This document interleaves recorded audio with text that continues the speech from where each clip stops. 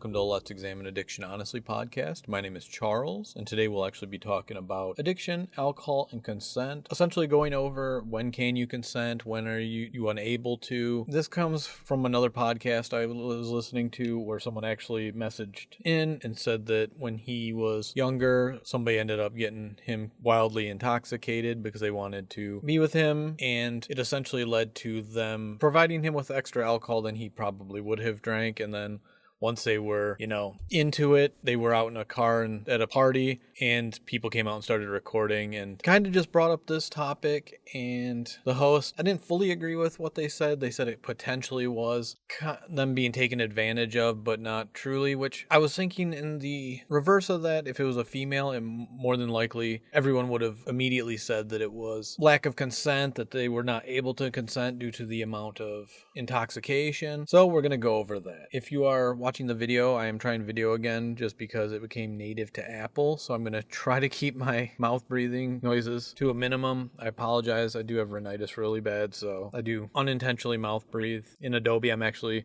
able to cut that out, but in video it's a lot harder, especially when I have no production value. I'm just doing this on my own, so please bear with me. Just know if you aren't a fan of it, the audio should not have any noises such as that. But we are going to go over the actual consent. When are you unable to? As always, please understand that I'm not a trained professional. I'm just an idiot who does this podcast in my free time.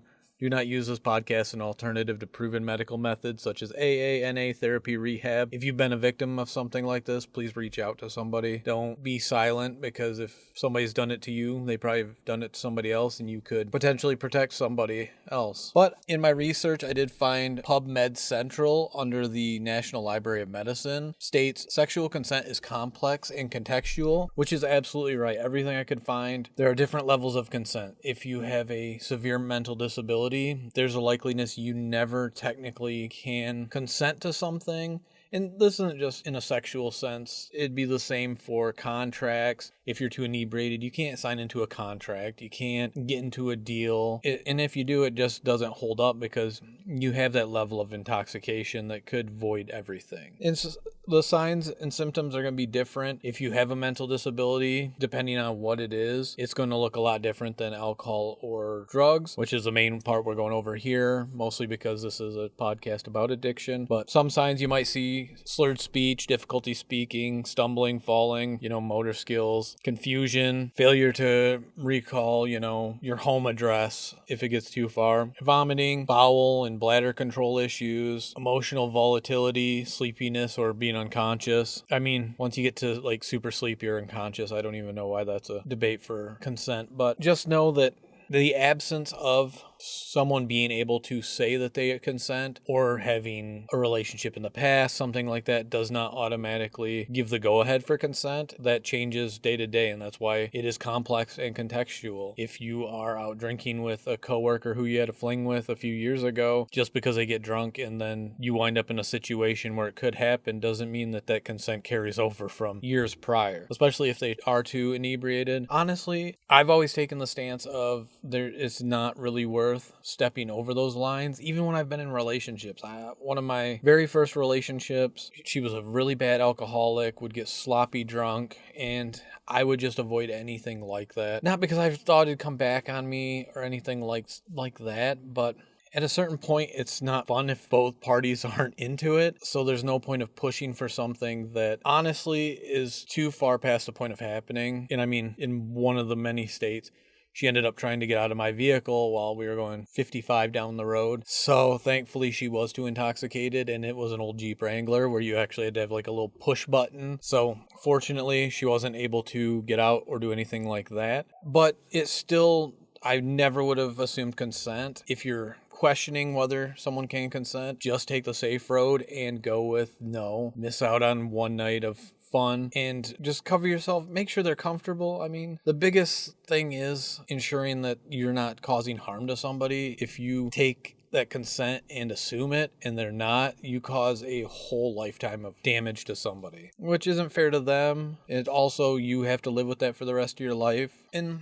being incapable of consenting can last any amount of time. It can be just a couple of minutes to several hours to a day.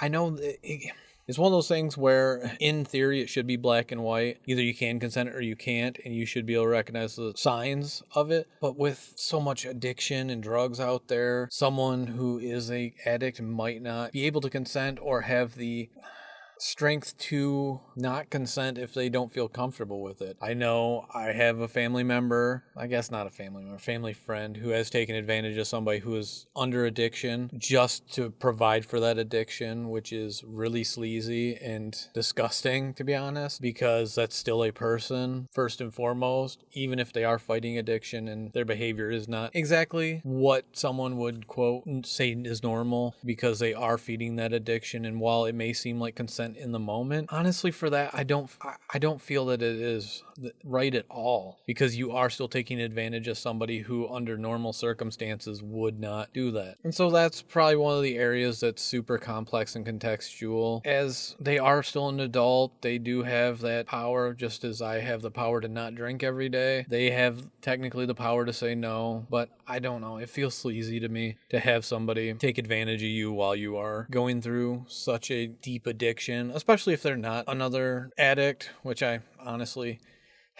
He had offered me meth at one point. This is when my drinking had first slowed way down. I was there seeing my dad. He's one of my dad's friends, and offered me meth. I had my foster kid there. I was so mad, especially because I won't drink if I have responsibilities, if there are things going on, if the kids need me. My wife was hanging out with my sister, so she was the one drinking that night, so I was staying sober, spending time with the kids, and then he offers me meth.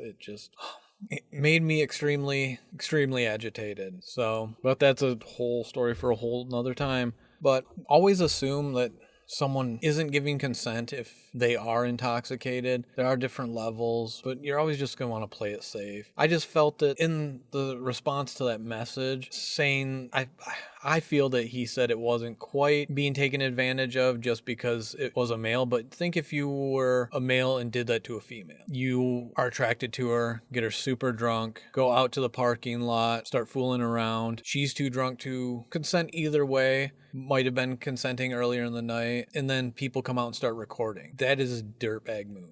And I don't feel it justifies it simply because it's a woman. I feel like it should be even ground for both parties, because no one should feel that they have to consent. If you're a guy and you are attracted to a girl and at some point during the party something changes, you shouldn't have to feel that you need to go through with something.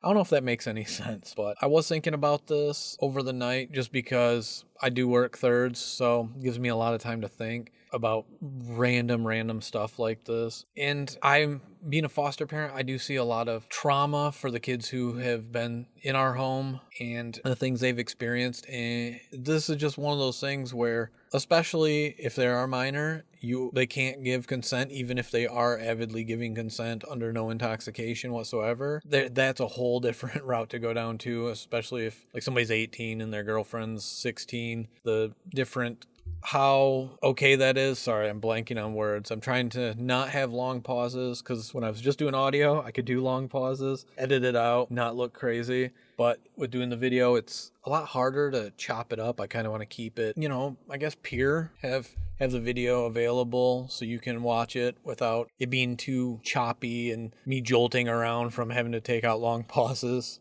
But I think that was all I wanted to talk about on this subject. If you have any experience in this, if you want to share your story, please reach out to me. This is one where I've always sided with taking the safe route and just not pursued something. Have I been a little we could if I was drinking? Yeah, but also never to the point where somebody was super inebriated. It's just not fun. I mean, if you're consenting to something, it should be enjoyable for both parties. Getting super wasted and just taking advantage of somebody doesn't seem like it'd be enjoyable at all. And there's all that regret. I live with enough regret for some of the alcohol-related stupidity I've done. I don't need to add anything up there to the noggin for this. But please like and subscribe. Email me at letsexamineaddictionhonestly at gmail and theleahpodcast at gmail.com with any feedback, ideas, or stories. I'd love to hear from you, especially on this topic. I believe it's always sold so much where no means no, too drunk can't consent, but I believe it's such a deeper topic, but also one where, I'm trying to find the words for it, where it should in writing, it sounds like something that should be black and white, while it's definitely not. So thank you so much for listening. As Alan Watts says, you're under no obligation to be the same person you were 5 minutes ago. I hope you have a wonderful rest of your week. Bye.